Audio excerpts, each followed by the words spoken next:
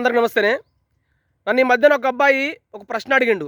ఏందనంటే, తులసి వనంలో గంజాయి మొక్క అంటారు ఏంది? తులసి వనంలో తోటలలో గంజాయి మొక్కలు పెంచుతారా ఏంది? దాన్ని పీకేయడమేనా తులసి వనంలో గంజాయి మొక్కలు పీకేయడం అంటే? అది కాదురా తమ్మీ. తులసి వనంలో గంజాయి మొక్కలు పీకేయడం అంటే దాని తోటలలో సాధడం కాదు. ఈ సమాజంలో మన సమాజంలో చీడ పురుగులు ఎవరైతే ఉంటారో వాళ్ళని కఠినంగా శిక్షించడం అంటే మనం కొట్టడం, తిట్టడం కాదు. మన సమాజం నుంచి వాళ్ళని వెలేయడం, చట్ట ప్రకారంగా శిక్ష పడేలాగా చేయడం. ఇదే గంజాయి వనంలో తులసి మొక్కను పీకేయడం అనంటే. ఎవరు మరే వాళ్ళని ఎట్లా మనం గుర్తించాలనంటే, ఎవరైతే మన ధర్మంని, ఈ దేశాన్ని ఎవరైతే ద్వేషిస్తారో, లేదా మనం మంచిగా బతుకుతున్నటువంటి ముస్లింలు కావచ్చు, హిందువులు కావచ్చు, ఇలా మధ్యలలో చిచ్చులు పెడుతున్నటువంటి ఈ చీడపురుగులు ఎవరైతే ఉంటారో వీళ్ళని చట్ట ప్రకారంగా శిక్షించడమే తులసి వనంలో గంజాయి మొక్కలు పీకేయడం అంటే.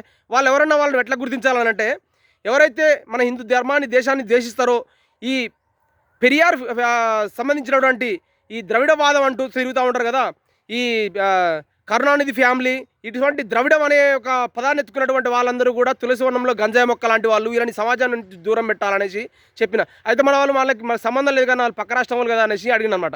అయితే అది నిజమే. కానీ మన తెలుగు రాష్ట్రాలలో కూడా చాలా తులసి వనంలో గంజాయి మొక్క లాంటి వాళ్ళు ఉన్నారా.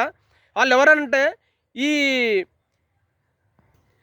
బైరి నరేష్, రేజర్ల రాజేష్ ఇట్లాంటి వాళ్ళు, లేదా ఈ సెక్యులరిజం అంటూ కొన్ని పార్టీలు ఏవైతే తిరుగుతూ ఉన్నాయో సెక్యులరిజం అంటారు, మళ్ళీ హిందూ ధర్మాన్ని ఉద్దేశిస్తారు కదా. ఈ సిపిఎం, సిపిఐ, లేదా ఈ మన ఇప్పుడు కాంగ్రెస్ కావచ్చు, ఈ ఉన్నటువంటి టీఆర్ఎస్, ఇవన్నీ కూడా వీళ్ళు హిందూ ధర్మాన్ని ద్వేషిస్తారు. కానీ వాళ్ళని సంతృప్తి పరచడానికే హిందూ ధర్మాన్ని ద్వేషిస్తారు. మన కేసీఆర్ అంతకుముందు ఏమన్నారో తెలుసు మనకి. మొన్న రేవంత్ రెడ్డి గారు కూడా ఏమన్నారో తెలుసు కదా. ఇట్లా వీళ్ళని కూడా పక్కన పెట్టేయాలి తమ్మి. అట్లనే ముస్లింలలో లేరా తమ్మి అన్నాడు అనమాట. అంటే ఎందుకు లేరు రాబాయ్? ముస్లింలలో అందరూ కూడా చెడ్డవాళ్ళు కాదు.